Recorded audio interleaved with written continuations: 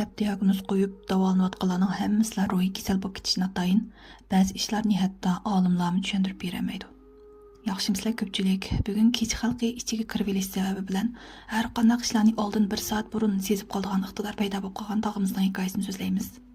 Bu tog'imiz o'zi G'uljidinka 1999 yil bola vaqtida ota-onasiga ergishib Oqsuning avotga berib, shu yerdan bog' ilib parvish qilish jarayonida har kuni bog'da yetib qopib yurib, bir kuni kechda ko'ziga bir narsa ko'rinib ketmabdi. Lekin yuragi ajoyib bir ig'ib, to'yuqsiz cho'chib, kechini qat'iy yaxshi uxlayolmay tong otqizibdi. Bir necha kun ashunda beoramchilikda yuribdi. Xuddi birsi endi bodek his qildiki, lekin hech nimani ko'rolmaydi. Kichikgina ovozlardimi cho'chib ketdi. Shunday qilib ota-onasi bu bolani doktorxonaga olib tekshirishmi hech qanday kasal chiqmagandan keyin doktor faqat uxlatadigan, nervi tinchlantiradigan dori kesib beribdi. Oqsuning avotda 1 yil turgandan keyin 2000-yili G'ulja qaytib keldi.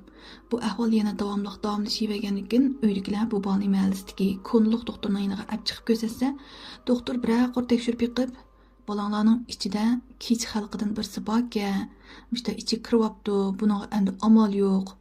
Mangu mushu balanglar bilan billa hamroh bo'lib o'tidi. Endi bundan qutulib bo'lmaydi debdi. Shuningdan keyin mushu 2005-yil boshlab toki hozirgacha bu tog'imizning ba'zi kunlari uxlab uyg'onsa, biz yo'g'inab qoldik. Tushdan keyin o'zligidan kichiklab ketdi. Unda endi boshqalar his qila olgandek darajada pek cho'ng farq yo'q-ki, buni faqat mushu tog'imiz o'zlam his qila oladi. Biz kichiklab ketgan vaqtlarda atrofidagilarning ko'ziga ajoyib bir sat ko'rinib qoldi. Hatto tonish bilishlarimi gap qilmay, salom qilmay o'tib ketdi. Ya'ni o'zida bir xil passiv beoramchilik tuyg'usi paydo bo'lib qolganligini o'zim his qila oladi. Shundan e'tiboran bu tog'imizda oldin seziladigan iqtidor paydo bo'lib qoldi. Masalan, bugun bir xo'shalnorlik ish yuz bermoqchi bo'lsa, 1 soat burun ichiga sig'may kulib ajoyib bir xo'sh bo'lib ketdi. 1 soatdan keyin rostilla shu xush xabarni anglaydi. Agar yomon bir ish yuz bermoqchi bo'lsa, yanada 1 soat burun o'zi bilan o'zi terikib, jil bo'lib, ochiq kelib titlab ketadi. Masalan, mashinasi buzilib qolmoqchi bo'lsa-mu, oldin ola bilalaydi. Har qanday ish yuz berishdan burun ko'nglida sezim paydo bo'lib qoldi. Mendan chatoq chiqdimi-ya deb doktorxonaga berib, mensini tekshirib yiqibdi. Hech qanday chatoq yo'q. Doktor faqat nervang sal sezgirlashib qopti deb dorilarni bergan bo'pti. U dorilarni yemismi o'xshashlikka unim bo'lmabdi. Chiq hikoyalarda chiqdi, ichida yoki yanida kech xalqidan do'stlar bala qulqimning endi gap qildi, ichimda bir ovoz paydo bo'ldi deb tasvirlaydi-ku. Men bu oldingi hikoyamni shunday degandim. Lekin bu tog'imizning aytishicha hech qachon unda bir ovoz anglab boqmabdi. Qulqining tubida yoki engida birasi unda gap qilmaydi, ovoz yo'q-ki. Faqatlam bir sezim paydo bo'lib qoldi. Xuddi ichidagi hiliqi adash, xuddi bu tog'imiz bilan bir gavda bo'lib ketgandek, faqat his qildiki, yaxshi ishni, yomon ishni his qilib sezib ola oladi. Buningga o'zi bir misol olibdi. Masalan, yo'lda mashina haydab ketayotgan bo'lsa, 5 kilometr yiroqlikda yo'llar to'silib va yoki tog'lar ko'mirilib degandek işte bir voqealar bo'lgan bo'lsa, bu tog'ashning tuyuqsizlam qat'iy mashina haydagisi kelmay qoldi. Mashinani bir yer to'xtatib, o'tirdi-ki, ham shu qaytib kelayotganlardan ashuna 5 kilometr yiroqlikda menamda ish yuz beribdi degan gaplarni anglab, aslida mening ko'nglim shon beoram bo'lib ekan to'xta deb o'ylab qoldi. Yaqindan buyon bu tog'ashni birsi chaqirgan bo'lyapti-da. Masalan, uyda o'ltasa, sirtdan birsi to'laydi. Kim o deb chiqsa hech kim yo'q. Uyga kirib o'ltasa, yana chaqirdi, yana chiqsa hech kim yo'q. Uydagilardan so'rab yiqibdi.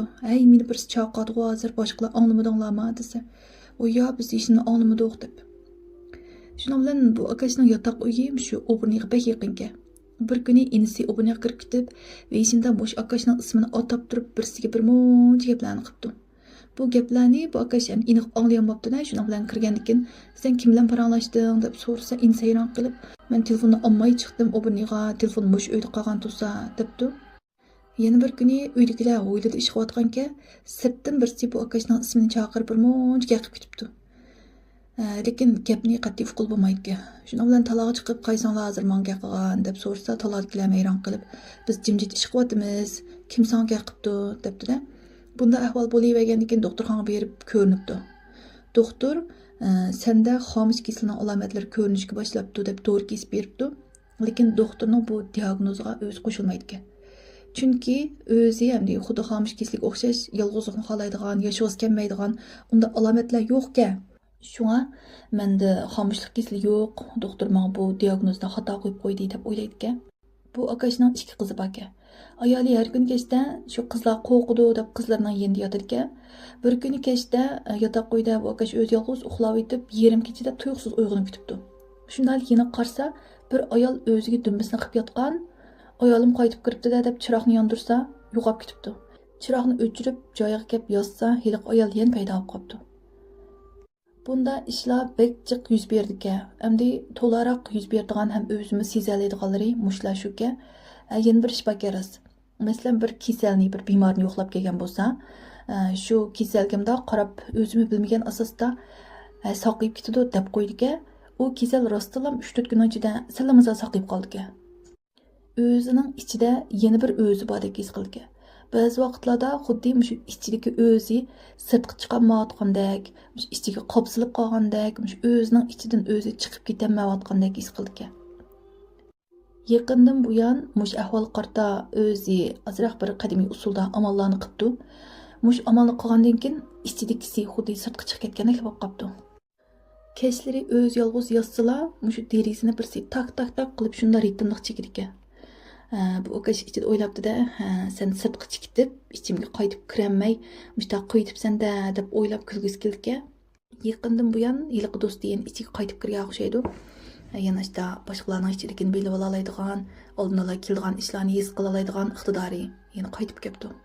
Men hikoya so'zlamagil bek uzoq bo'lib ketgachga hikoya so'zlashni biza unutib qopdim-a. Mening hikoyamni yoqtirib anglayotgan do'stlar, pinglunjiga gul yo'llab qo'yishni unutib qolmanglar.